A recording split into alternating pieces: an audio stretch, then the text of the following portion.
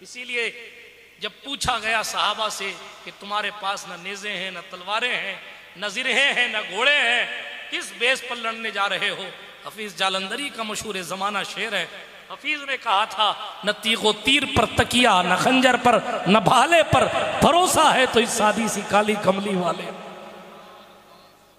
बिरादराने मिल्लत इस्लामिया, हमें असहाबे रिसालत से सीखना चाहिए कि उनकी जिंदगी में इतनी नेकियां होने के बावजूद भी वो रोते थे, और यहाँ गुनाहों से पीठ झुकी जा रही है, फिर भी एहसास जिया नहीं है, यानी नुकसान का कोई एहसास नहीं है। अपने रब की बारगाह में तौबा कीजिए। अगर चाहते हैं कि मौत आसान हो, अगर चाहते हैं कि रूह अटके ना, अगर चाहते हैं कि कब्र बहुत ज्यादा देर तक दबाए न रखे, अगर चाहते हैं कि कब्र में जहन्नम का अजाब ना आ जाए, अगर चाहते हैं कि कब्र में बिच्छू ना आ जाए, तो खुदा के वास्ते खुदा की हुजूर तौबा कीजिए। फला नहीं करता, फला दोस्त नहीं करता, छोड़िए फला को। वला तज़रु वाज़रतुन विज़रा उख़रा, कयामत के दिन एक जान दूसरी जान का बोझ उठाने वाली नहीं है। अपनी कब्र में आप जाएंगे, आपका बाप भी आपके साथ नहीं जाएगा। लिहाजा अपने अमाल आप देखिए।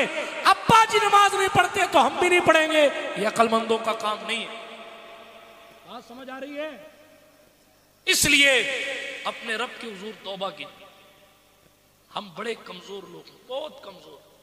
ये हमारा कुर्ता है ना, इस कुर्ते के अंदर अगर कोई कीड़ा चला जाए, हैं, तकरीर नहीं होती, उछल कूद होती है, कभी इधर से कभी इधर से, निकालने की कोशिश होती। नात खां शेर भूल जाता है, मुकर्रिर रिवायत भूल जाता है। क्यों? काट लेगा तो मर जाओगे? नहीं नहीं, ऐसा कुछ नहीं है, लेकिन वो अंदर फड़फड़ा रहा है, उछल रहा है, कूद रहा है, इतना सा कीड़ा हमारी इस्तिकामत को लर्जा दे रहा है।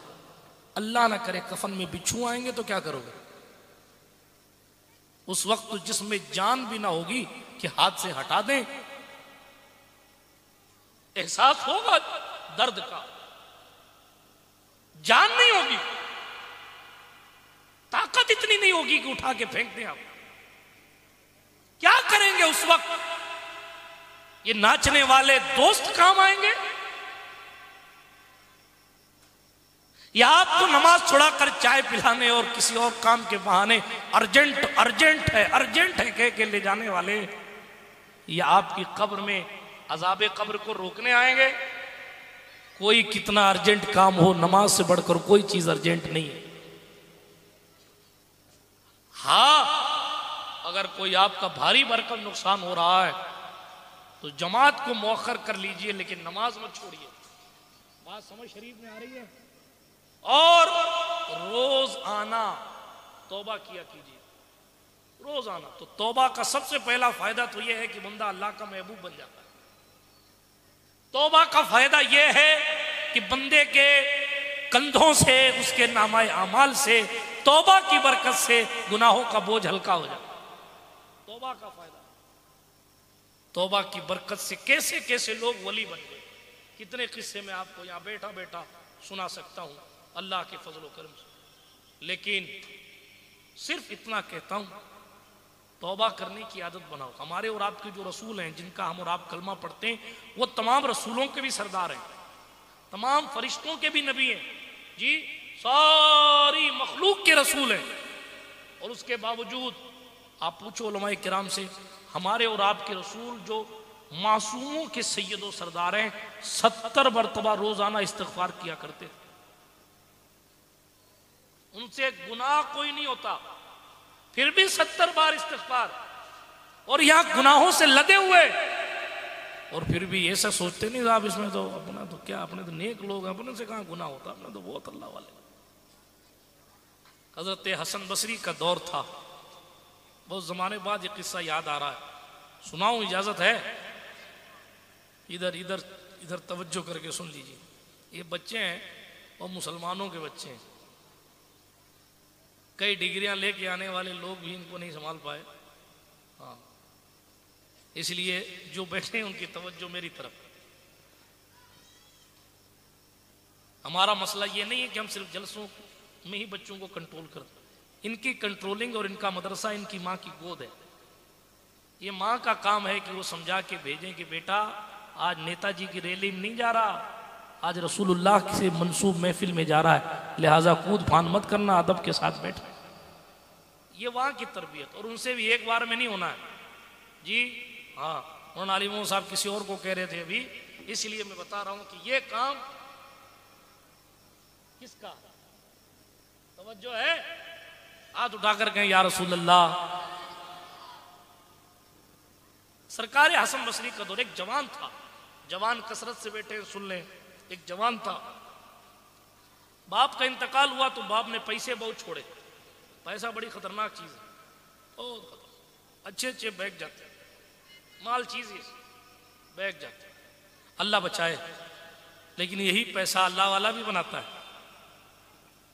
इमाम गजाली का कौल मुझे याद आ जाता है, जैसे ही माल की बात करता हूं तो मुझे इमाम गजाली याद आ जाता है। आपने फरमाया था अपनी जिंदगी में, ये जो माल है ना, माल पैसा, ये पैसा सही मानों में जहर भी है और एंटीडोज तिर्याक भी है। का वो कैसे, तवज्जो है आपकी, इधर देखिए, जहर कैसे? तो कहा ये माल अगर तुम्हें खुदा से दूर कर दे, दुनिया में डुबो दे, तो तुम्हारे लिए जहर है। लेकिन यही अगर तुम मस्जिद में, मदरसे में ज़रूरतमंदों पर, यतीमों, बेसहारों और गरीब लोगों पर खर्चा करो, दीन के नाम पे खर्चा करो, तो यही माल तुम्हारे लिए जन्नत में जाने का रास्ता है। वो फैसला आप पर है कि आप कहाँ कैसे खर्च कर रहे हैं। हजरत मौलाए कायनात करमल्लाहु वजहुल करीम ने माल को कभी करीब न किया, सिद्दीक अकबर ने कभी करीब न किया, लेकिन हजरत उस्मान ज़ुन्नूरैन बहुत मालदार थे। सिद्दीक पाक की जिंदगी, सरकार सिद्दीक अकबर की जिंदगी दो हिस्सों में है, एक में वो बहुत मालदार थे, बाद में उन्होंने सब कुछ राह खुदा में खर्चा कर दिया। बहरहाल बताना क्या मकसूद है, सरकार अबू बकर ने भी सारा माल खर्च किया, सरकार उमर ने भी खर्चे किए, हजरत उस्मान ज़ुन्नूरैन ने भी खर्चा किया और दुनिया को बताया मालदार हो अगर तो फिर ख्याल रखो कौम का भी, ख्याल रखो रिश्तेदारों का भी, ख्याल रखो बेवाओं का भी, बेसहारों का भी और अपने बुजुर्गों का भी। जब इस तरीके से तमाम के हुकूक की अदायगी करेंगे तो इंशाअल्लाह माल में भी बरकत होगी और ये माल आपके लिए नजात का जरिया बनेगा। तो वो जवान था, बहरहाल बात दूर न चली जाए, इसी किस्से पर बात को खत्म कर देता हूं। बाप के इंतकाल के बाद उसकी सोबत बुरी हो गई। पूरी तकरीर मैंने यहाँ कायम खानी मोहल्ले पर, वो शायद रिकॉर्ड नहीं हुई है, सोबत के हवाले से की हुई है। अच्छा, सोबत के हवाले से, सोबत साथ बैठना, हमारे जवानों को अच्छी सोबत ना मिलने की वजह से बुरी आदतें लगती हैं। बुरी आदतें बुरे लोगों के पास बैठने की वजह से लगती हैं। इसीलिए हमें एक ही जोला कह के आगे बढ़ता हूं, हमेशा इस बात का ख्याल रखना चाहिए, जवानों को और बुजुर्गों को चाहिए कि अपने नौजवानों को, अपने बेटों भतीजों को भी ये नसीहत करें कि हमेशा सेलेक्ट करें कि आपको किन लोगों के साथ बैठना है और किन को सिर्फ सलाम करके गुजर जाना है। यही चूक होती है तो सारी जिंदगी का पूरा स्ट्रक्चर गड़बड़ हो जाता है। वहां माँ उसकी वलिया थी, अल्लाह वाली, लेकिन जवान गलत दोस्तों के साथ आ गया, तो गलत दोस्तों के साथ आ जाने की वजह से वो गुनाहों में डूबता चला गया। अब कौन कौन से गुनाह करता था उस डिटेल में मैं नहीं जानता, लेकिन जनाब गुनाहगार, माँ उसकी कहती बेटा तौबा कर ले, लेकिन वो तौबा नहीं करता। सरकार हसन बसरी का दौर था, खैरुत ताबीन, सैयदुत ताबीन भी कहे गए, बहुत बड़े अल्लाह वाले हजरत सरकार हसन बसरी रदी अल्लाह ताला अन्हु, उनकी माँ कहती कि चल बेटा हसन बसरी के पास चलते हैं, उनकी बारगाहे नाज में तौबा कर ले, अल्लाह तेरे गुनाहों को माफ़ करे। लेकिन बेटा कहता हाँ चलेंगे, नहीं जाएंगे, ऐसा वैसा वैसा। वक्त गुजरता रहा, वक्त गुजरता गुजरता गुजरता गुजरता जुल्म का भी एक एंड होता है, जवानी का भी, जवानी की भी वैलिडिटी होती है, हुस्न भी एक दिन ख़त्म हो जाता है। कई हसीनों को देखेंगे पहले कैसे दिखते थे और आज जब हुस्न ढल गया तो अब उनको देखने का भी जी नहीं चाहता। हाँ, कई लोग ऐसे हैं जिनकी कैफियत पहले कैसी थी अब कैसी है। कई लोग मैं उंगलियों पर इस शहर के गिना सकता हूँ जिनकी कंडीशन ये थी कि कल उनके घरों की चमक दमक देखकर लोग कहते काश हम जैसे होते, और आज उनके पास बीड़ियां पीने के पैसे नहीं है। हाँ, वतिल कल अय्याम नुदाविलुहा बैनन नास, ये दिन है, दिन फिरते रहते हैं। ठीक है, वो खुदा है जिसे चाहे एक झटके में फकीर से अमीर कर देता है, जिसे चाहे लम्हे में अमीर से गरीब कर दे। इसलिए कभी माल आने पर मगरूर मत होइएगा और चले जाने पर मजबूर होकर गुनाह मत कर बैठिएगा। बात समझ आई? आगे चलिए। बहुत समझाया मां ने, लेकिन समझा नहीं बेटा। अब हद हो गई, लिमिट पूरी हो गई, टारगेट पूरा हो गया, वैलिडिटी खत्म होने के करीब आ गई। बिस्तरे मर्ग पे तशरीफ ले आए, मौत का बिस्तर। बीमार हुआ, बहुत इलाज हुआ, ठीक नहीं हुआ। अब जब मौत सामने नजर आई तो फिर गुनाह याद आए। जब याद आया कि फरिश्ता रूह खींचने आएगा तो बड़ी सख्ती के साथ खींचेगा, तो अब तौबा करने का मौका मैसर है। याद आया कि अभी तौबा करनी चाहिए। अब कब्र के अंधेरे डराने लगे तो तौबा करने का जी चाहता है। 4 दिन अस्पताल में भर्ती होते हैं ना, तो 7 बाबाओं के चक्कर लगाकर 8 इमामों से दुआएं करवा के आखिर लोग आ जाते हैं घुटनों पर। लेकिन फिर शैतान ऐसा है कि ठीक होते हैं तो फिर वही घोड़ा और वही मैदान, वही बुराई और वही बुराई और वही बुराई, खुदा जाने। बात बहुत सारी की जा सकती है जिस टॉपिक पर मैं चल रहा हूं, और मैं सिर्फ इशारा दे रहा हूं। आप अपनी जिंदगियों में गौर कर सकते हैं कि ऐसे लोग हमारे करीब करीब कितनी भारी संख्या में और कितनी ज्यादा तादाद में रहते हैं। जब उन पर मुसीबत आती है तो खुदा याद आता है, और जब मुसीबत हट जाती है तो फिर वही गाना, वही नाच, वही गंदे वीडियोस, वही गानों की स्टोरी, वही किसी और की बहन बेटियों को बुरी निगाह से देखना, वही बुराइयां, वही अय्याशियां। अरे कल तू चल नहीं पा रहा था, अस्पताल में एडमिट था, तब तो रिक्वेस्टें कर रहा था, गुजारिशात कर रहा था, जुमे जुमे दुआएं करवा रहा था। ए अल्लाह एक मौका दे दे, अब गुनाह नहीं करूंगा। अब मौका मिला तो फिर उसी दलदल में। ये बदबख्त लोगों की निशानी। अल्लाह हमें और आपको बचा के रखे। लेकिन जिसे तौबा की तौफीक मिलती है उसे मिलती है। इसे जब कब्र का खौफ डराने लगा, मैदान महशर की धूप की तमाजत इसको फिक्र पैदा करने लगी, तो इसने कहा अपनी अम्मी से, अम्मी जान बोल बेटा, अब मैं चल तो नहीं सकता, इतना बीमार हो गया, आप हसन बसरी की खिदमत में अरीजा पेश करें। सरकार हसन बसरी, मेरा बेटा चल नहीं सकता, आप चल सकते हैं, आप चल के तशरीफ ले आइए मेरे घर में, और उसको तौबा करा दीजिए। उसको तौबा करना भी नहीं आता है। बूढ़ी माँ बहरहाल माँ होती है, चाहे वो वली की माँ हो, चाहे वो जुआरी की माँ हो, चाहे वो आलिम की माँ हो, चाहे वो इमाम की माँ बहरहाल माँ होती है। अपनी माँओं की कदर किया करें। रूए जमीन पर बीवियां तो 70 मिल जाएंगी, लेकिन माँ कोई दूसरी नहीं मिलेगी, ये भी याद रखिएगा। हाँ, बहुत लोग मोहब्बत में खुद रफ्ता होकर ऐसा दूर हो जाते हैं कि नहीं अब तो अम्मी के साथ नहीं रहना, इसलिए कि मेरी बीवी से अम्मी की पटती नहीं। आप कभी तरक्की पा ही नहीं सकते। लाइए स्टाम्प पेपर पे लिख देता हूं।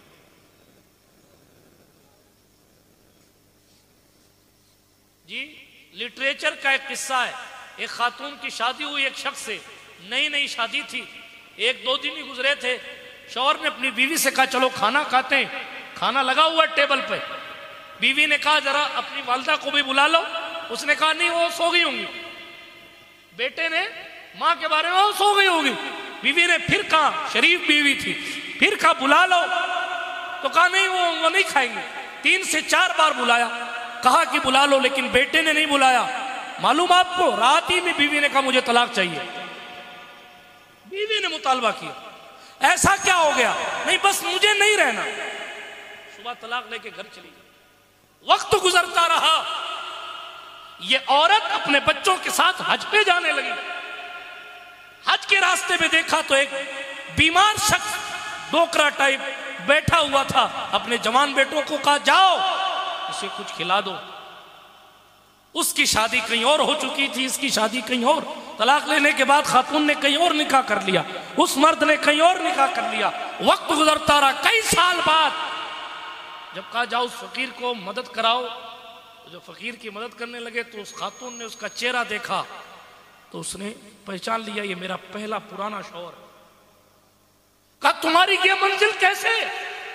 सुनिए, कान खोल के सुनिए, तुम इस मंजिल पर कैसे आए? उसने कहा मैंने अपनी औलाद से वफा नहीं पाई। उस औरत ने कहा औलाद वफा कर भी कैसे सकती है जब तूने तेरी माँ और तेरे बाप से वफा नहीं। मैंने उस दिन जो तलाक ली थी इसी दिन के डर से ली थी कि कहीं तेरी वजह से मुझे भी ये दिन न देखना पड़े जो तू देख रहा है।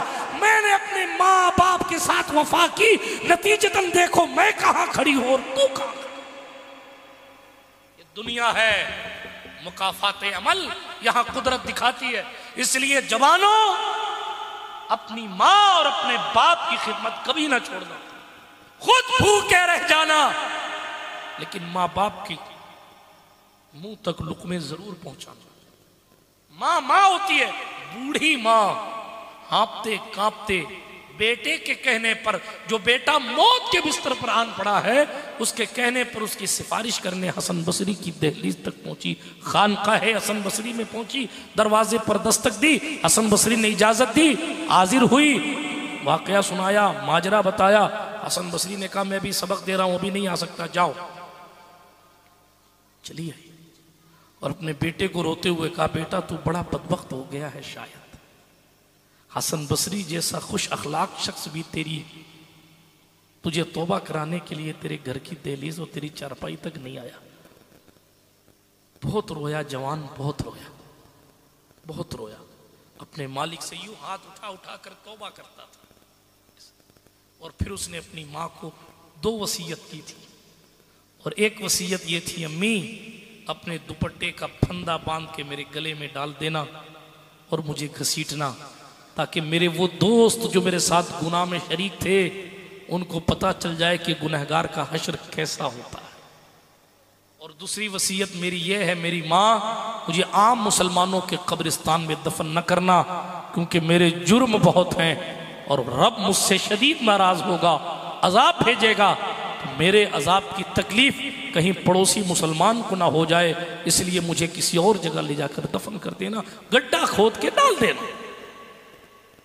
रोते रोते ये 2 बातें उसने की और उसका इंतकाल हो गया। हसन बसरी के पास फिर खातून हाँपती कांपती आई, जिसके लिए मैं तौबा करवाने आई थी, अब वो तो इस दुनिया में ना रहा, चलिए जनाजा ही पढ़ा दीजिए। हसन बसरी खुदा जाने किस कैफियत में थे, कहा नहीं आता, वापस भेज दिया। अकेली माँ अपनी औलाद के सराहने बैठकर रो रही थी और वो फंदा तैयार करने ही वाली थी। अचानक दरवाजे पर दस्तक हुई, अंदर से पूछा कौन? कहा हसन बसरी आया है। दरवाजा खोला गया, कहा हुजूर आपने तो आने से मना कर दिया था, अब कैसे आए? कहा मुझे आवाज आई, ओ हसन, वो जो चरपाई पर लेटा है ना और जिसके जनाजे पढ़ाने की तुझसे बात की गई है, तू मेरा दोस्त है, वो भी मेरा दोस्त है, जाओ उसके जनाजे की नमाज का इंतजाम करो और खुद जनाजा पढ़ाओ। हसन बसरी, सरकारे हसन बसरी खुद तजहीज व तकफीन में लगे, गुस्ल दिया, जनाजा पढ़ाया, कब्र में उतारा। पूछा बड़ी भी ये तब्दीली कैसे? कहा बस वो तौबा की बरकत थी जो आंसू बहाकर उस बंदे ने इन आखिरी दिनों में अपने मालिक से कहा था, मौला तू माफ नहीं करेगा तो फिर कौन? हम तो माइल बकरम हैं, कोई साइल ही नहीं, राह दिखलाएं किसे, राह रवे मंजिल। तौबा का फायदा यह हुआ कि गुनहगार वलीउल्लाह बन गए। कभी पढ़िए सरकारे हसन बसरी की बारगाह में आने वाले हबीब अजमी की तौबा को, कभी पढ़िए फुज़ैल इब्ने अयाज की तौबा को, कभी पढ़िए, कितनों की तौबा मैं आपको सुनाऊं, लेकिन तौबा ही है जो जिसकी बरकत से जादूगर जयपाल अब्दुल्ला बयाबानी बनता है। तौबा ही है जिसकी बरकत से अबू जहल का बेटा सहाबी रसूल बनता है। तौबा ही है जिसकी बरकत से लोग कहां से कहां पहुंचे। इसलिए दोस्तों, अपने रब के हुजूर कसरत के साथ तौबा किया करो। तौबा के फवाइद में यह भी है, वमन यत्तकिल्लाह यजअल लहू मखरजा, जो अल्लाह से डरता है अल्लाह उसके लिए तंगी में रास्ता बना देता है। बात समझ आई? तौबा करने वाले के बारे में आया, जो शख्स रोजाना इस्तिग़फ़ार करता है अल्लाह तबारक व तआला उसे रिज़्क़ अता फरमाता है। ऐसी जगह से रिज़्क़ अता फरमाता है। तवक्कुल करने वाले और इस्तिग़फ़ार करने वाले को जहां से वो सोच भी नहीं सकता कि मेरे पास पैसे यहां से भी आ सकते हैं क्या, वहां से भी पैसे आ जाते हैं। इसलिए आज से अपने आप को इस बात के लिए प्रिपेयर कीजिए, तैयार कीजिए, मुस्तैदी के साथ रोजाना सोने से पहले